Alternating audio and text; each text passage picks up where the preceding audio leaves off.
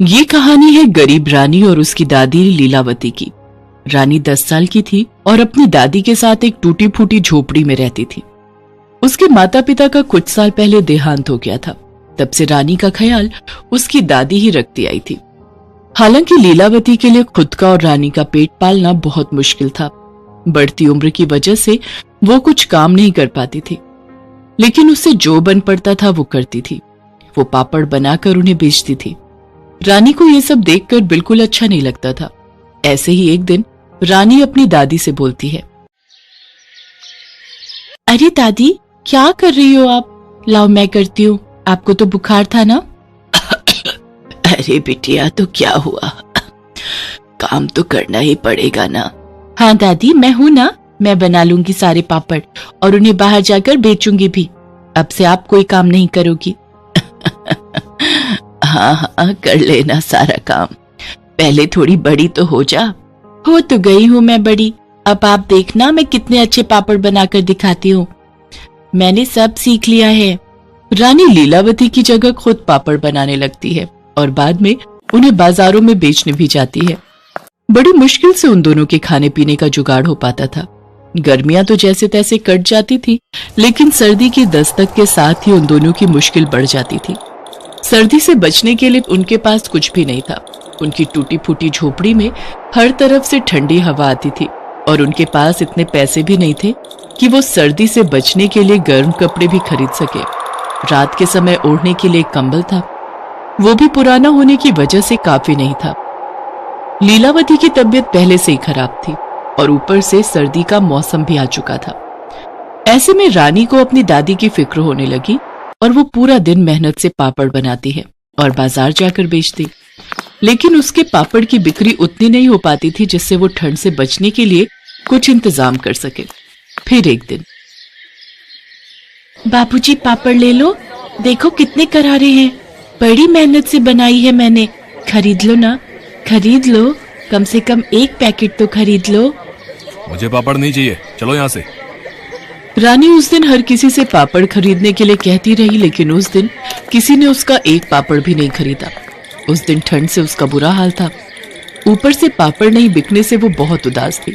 तभी एक औरत उसके पास आई और बोली, अरे बेटा, कैसे दिए पापड़? जी 10 का पैकेट है। अच्छा, ऐसा करो 2 पैकेट दे दो। उस महिला का नाम सरोज था। बहुत देर से वो रानी को देख रही थी। उसे रानी पर तरस आ रहा था। उसने रानी से पापड़ के पैकेट खरीदे और फिर उससे बोली, बेटा तुम्हारा नाम क्या है? और ये बताओ बेटा, तुम्हें ठंड नहीं लग रही क्या? तुमने कितने पतले कपड़े पहन रखे हैं। जी आंटी, मेरा नाम रानी है और मेरे पास मोटे कपड़े नहीं है पहनने के लिए। अच्छा बेटा, तुम ऐसा करो, मेरे साथ चलो, मेरा घर यहीं पास में है, मेरे पास एक पुरानी शॉल है, वो मैं तुम्हें दे देती हूँ। ये सुनकर रानी खुश हो जाती है और उसके साथ उसके घर चल देती है। सरोज का आलीशान घर देखकर रानी को बहुत अच्छा लगता है। वो सरोज से कहती है, मैडम जी, आपका घर तो कितना अच्छा है, यहाँ तो बिल्कुल भी ठंड नहीं लग रही। हाँ बेटा, यहाँ ठंड नहीं है, दरअसल यहाँ रूम हीटर लगा हुआ है जिससे कमरा गर्म रहता है। ये लो, ये है गर्म शॉल, ये रख लो। वैसे मेरे पास और भी गर्म कपड़े हैं, वो अंदर दबे हुए हैं, फिलहाल तुम ये शॉल रख लो। बहुत बहुत शुक्रिया मैडम जी। अच्छा, तो मैं चलती हूँ। रानी अपने घर की तरफ चल देती है। घर पहुंचकर वो शॉल अपनी दादी को देती है और कहती है, दादी आप ये शॉल ओढ़ लो, ये पहनकर दादी आपको ठंड नहीं लगेगी। अरे लेकिन बिटिया, ये तुझको कहाँ से मिली? दादी, आज जब मैं बाजार में पापड़ बेच रही थी तब मुझे एक बहुत अच्छी मैडम जी मिली। उनका घर बाजार के पास ही था, उन्होंने ही मुझे ये शॉल दिया। आपको पता है, उनका घर बहुत ही अच्छा है, वहां तो बिल्कुल भी ठंड नहीं थी। क्या कहते हैं उसे? हाँ, हीटर लगा हुआ था वहां। दादी, कितना अच्छा होता अगर हम भी ऐसे ही घर में रह सकते। अरे बिटिया, हम गरीबों के नसीब में ये सारे सुख कहाँ, तू तो जानती ही है अपना हाल। अच्छा ये बता, आज कितने पापड़ बिके? दादी बस 2 पैकेट, जो मैडम जी ने मुझसे खरीदे। दादी, अब अपना पापड़ कोई नहीं खरीदता। तू चिंता मत कर बिटिया, कल मैं जाऊंगी बाजार और तू देखना सारे पापड़ बेचकर ही वापस आऊंगी। नहीं दादी, आप कहीं नहीं जाओगे, बाहर बहुत ठंड है, आपकी तबीयत वैसे भी ठीक नहीं है। लेकिन बिटिया मैं कब तक ऐसे पड़ी रहूंगी? खाने को कुछ नहीं है बिटिया, मान जा मेरी बात, मुझे जाने दे। रानी दादी की एक नहीं सुनती। दूसरे दिन भी खुद ही पापड़ बेचने चली जाती है। सरोज का दिया शॉल भी दादी के पास छोड़कर जाती है और ठंड से कांपती हुई पापड़ बेचने की कोशिश करती रही, लेकिन अब भी कोई उससे पापड़ नहीं खरीद रहा था। इत्तेफाक से सरोज उस दिन भी बाजार से गुजरी। उसने जैसे ही रानी को फिर उन्हीं पतले और फटे पुराने कपड़ों में देखा तो उसके पास जाकर गुस्से से बोली, रानी ये क्या? मैंने तुम्हें जो कल शॉल दी थी वो कहाँ है? तुमने कहा था मेरे पास मोटे कपड़े नहीं है, और मैंने जो तुम्हें शॉल दी वो तुमने पहना क्यों नहीं? मैडम जी माफ करिए, लेकिन उस शॉल की मुझसे ज्यादा दादी को जरूरत थी। ठंड से उनका बुरा हाल है, कल तो उन्हें तेज बुखार भी था, इसीलिए वो शॉल मैंने उन्हें दे दिया। अरे तो ये बात तुमने मुझे कल क्यों नहीं बताई? चलो ऐसा करते हैं, आज मैं तुम्हारे घर चलती हूँ। मेरे पास ये कुछ गर्म कपड़े हैं जो मैं वृद्धाश्रम देने जा रही थी। तुम्हारी दादी को अगर इनकी जरूरत है तो उन्हें दे देते हैं, लेकिन सबसे पहले ऐसा करो तुम इसमें से कुछ पहन लो। जी आपका बहुत बहुत शुक्रिया।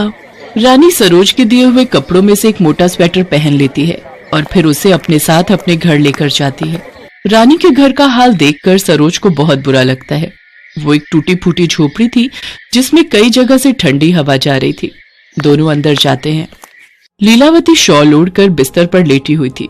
रानी उसके पास जाकर उससे कहती है, दादी देखो मेरे साथ कौन आया है। यही वो मैडम जी हैं जिन्होंने कल मुझसे पापड़ खरीदे थे और मुझे शॉल दी थी, और देखो इनके पास हमारे लिए और भी गर्म कपड़े हैं। रानी की बात का लीलावती कुछ जवाब नहीं देती। लीलावती बेसुध पड़ी थी। रानी ये देखकर घबरा जाती है। फिर सरोज लीलावती को छूकर देखती है। सरोज समझ जाती है लीलावती इस दुनिया को छोड़कर जा चुकी थी। उसका बूढ़ा शरीर ठंड की मार नहीं सह पाया। वो रानी को इस बारे में बताती है तो रानी फूट फूट कर रोने लगती है और रोते हुए कहती है, नहीं नहीं, ऐसा नहीं हो सकता। दादी मुझे छोड़कर नहीं जा सकती। माँ बाबा पहले ही मुझे छोड़कर जा चुके हैं। और अब दादी उठो ना, तुमने कहा था पापड़ बेचने जाओगी, मैं आपको नहीं रोकूंगी। बस एक बार तो उठ जाओ दादी। रानी की कोशिशें बेकार थी। लीलावती जा चुकी थी। रानी का रो रो कर बुरा हाल था। वो बिल्कुल अकेली रह गई थी। सरोज को उस पर बहुत दया आई। सरोज ने उसके सिर पर हाथ रखा और बोली, रानी ऐसे रोते नहीं है बेटा, तुम्हारी दादी तुमसे बहुत प्यार करती थी ना, तो तुम्हें ऐसा रोता देख उन्हें कैसा लगेगा? और तुम ये बिल्कुल मत सोचो कि तुम अकेली हो गई हो। जिसका कोई नहीं होता उसका भगवान होता है, और फिर मैं भी तो हूं तुम्हारे साथ। सरोज खुद एक विधवा थी और उसकी कोई संतान भी नहीं थी। वो एक सरकारी टीचर थी, साथ ही एक समाज सेवी संस्था से भी जुड़ी थी। रानी की मेहनत और लगन से वो पहले ही प्रभावित थी, और लीलावती के चले जाने से रानी जब बिल्कुल अकेली पड़ गई तो सरोज ने उसका सहारा बनने का फैसला किया। वो रानी को अपने साथ अपने घर ले आई और बोली, रानी आज से तुम यहीं रहोगी, मेरा भी इस दुनिया में कोई नहीं है तुम्हारे सिवा। सरोज की बात सुनकर रानी चौंक जाती है। वो एकटक सरोज को देखते रहती है और कुछ नहीं कहती, लेकिन उसकी आंखों से बहते आंसू बहुत कुछ कह रहे थे। एक तरफ दादी के जाने का गम था, दूसरी तरफ माँ समान सरोज का साथ भी उसे मिल गया था। सरोज ने रानी को गले से लगाया और यहाँ से सब कुछ बदल गया। रानी को किसी बात की कमी नहीं थी। सरोज ने रानी को पढ़ाया, लिखाया और अपनी तरह काबिल बनाया। इस सब के बावजूद रानी उन रातों को कभी नहीं भुला पाई जो उसने अपनी दादी के साथ ठिठुरते हुए बिताई थी।